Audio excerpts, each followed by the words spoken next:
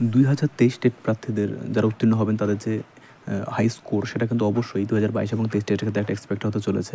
এছাড়াও নমস্কার বন্ধুরা, আজকের আমাদের এই ভিডিওতে আলোচ্য বিষয়টি হলো যে 2022 টেট যারা উত্তীর্ণ ক্যান্ডিডেট রয়েছেন এবং তাদের যে ইন্টারভিউ কন্ডাক্ট করানো হবে, এমন একটা কিন্তু ইতিবাচক দিক আমরা পেয়েছি 2022 টেট উত্তীর্ণ প্রার্থী এবং পর্ষদ সভাপতির মিটিংয়ের সেই তথ্য থেকে।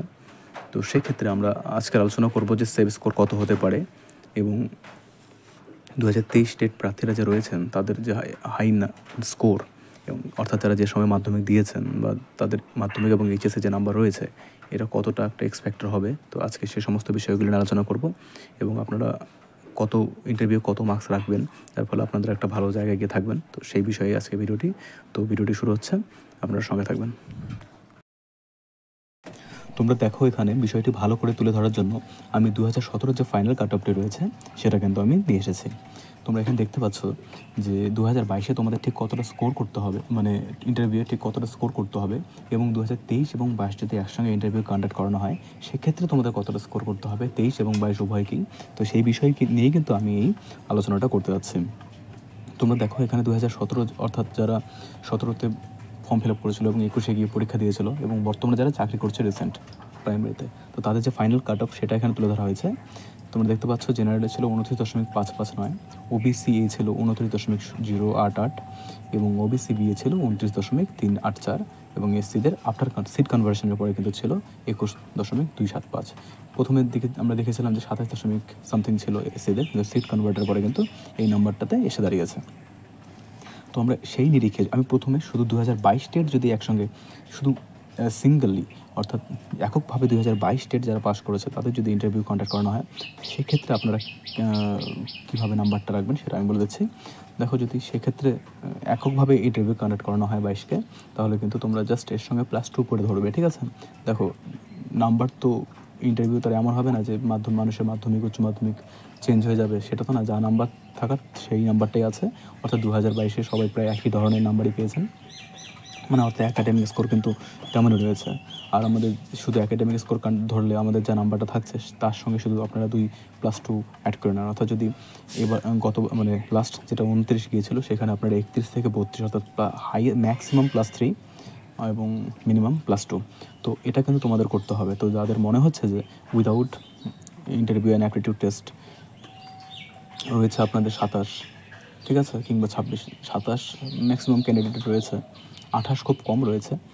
আর আমরা দেখি যে 26-27-এর মধ্যে কিন্তু হিউজ পরিমাণে ক্যান্ডিডেট রয়েছে। তো সেই ক্ষেত্রে তোমরা দেখবে যে +2 করে, ঠিক আছে? তো +2 তোমাদের করতে হবে।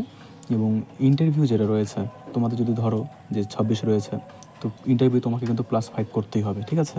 যাদের 26 রয়েছে, ঠিক একইভাবে যাদের 24 রয়েছে তাদের +6, এইভাবেই তোমাদের নাম্বারটা কিন্তু অ্যাড করতে হবে। অর্থাৎ যা কাট অফ লাস্ট ছিল তার সঙ্গে +2 করতে হবে।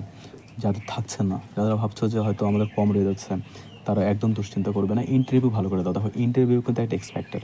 ইন্টারভিউ কিন্তু যদি কারো ভালো হয়ে যায়, যদি কারো 27 থাকে এবং যদি কারো লোয়েস্ট নাম্বার থাকে 25 কিংবা 24, সে যদি ইন্টারভিউ ভালো করে দেয় এবং 6 ক্যারি করে, তাহলে কিন্তু আরও 31 হয়ে যাচ্ছে। তো একদম হতাশ হবে না, তোমরা সকলেই ইন্টারভিউয়ের জন্য ভালো করে প্রস্তুতি নাও। আর একটা বিষয় হচ্ছে যদি 22 এবং 23 টেট একসঙ্গে কন্ডাক্ট করানো হয় তাহলে কিন্তু ভ্যাকেন্সি বাড়বে, এটাও মাথায় রাখতে হবে। একটা যেমন খারাপ দিক আছে যে 23-এর স্কোর হাই আছে, তো একটা অ্যাভারেজ আমরা দেখবো যে 1+1 কি +2 করে সবাই কিন্তু এগিয়ে থাকবে 2022-এর থেকে। 22 টেটেও ভালো ক্যান্ডিডেট রয়েছে যাদের একাডেমি খুব হাই, কিন্তু 23-এ আমরা দেখি যে অনেকটাই ওদের অনেকটা বেশি নাম্বার রয়েছে অ্যাভারেজের তুলনায়, ঠিক আছে? তো হতাশ হবেন না। তো সেদিক থেকে বিচার করলে দেখবেন যে তাহলে ভ্যাকেন্সিও বাড়বে, ওই +2 ম্যাক্সিমাম +3। তো সেটা নিয়ে অত হতাশ হওয়ার কিছু নেই, আপনারা ভালো করে ইন্টারভিউ দেন আর চেষ্টা করবেন ইন্টারভিউয়ে অ্যাভারেজ কিন্তু 5 রাখার, ঠিক আছে? যারা 2022 টেট ক্যান্ডিডেট বা 2023 ক্যান্ডিডেট যারাই হন না কেন, যে ইয়ারেরই হন না কেন, ইন্টারভিউয়ে কিন্তু 5 থেকে 6 টার্গেট করতেই হবে। 5 থেকে 6 টার্গেট না করলে কিন্তু নাম্বারটা অনেক পিছিয়ে আসবে, বিশেষ করে 22 টেটদের ক্ষেত্রে। তো আপনারা কিন্তু 6, ম্যাক্সিমাম 6, ম্যাক্সিমাম 7, মিনিমাম কিন্তু 5 আপনাদেরকে টার্গেট রাখতেই হবে। তো এই ছিল আজকের একটি ছোট্ট আপডেট। যদি ভিডিওটি ভালো লেগে থাকে আপনাদের, তাহলে অবশ্যই একটা লাইক, কমেন্ট এবং শেয়ার করে দেবেন এবং এরকম আরও ভিডিও পাওয়ার জন্য চ্যানেলটির সঙ্গে জুড়ে যাবেন। সকলকে অসংখ্য ধন্যবাদ, সকলে ভালো থাকবেন। Thank you.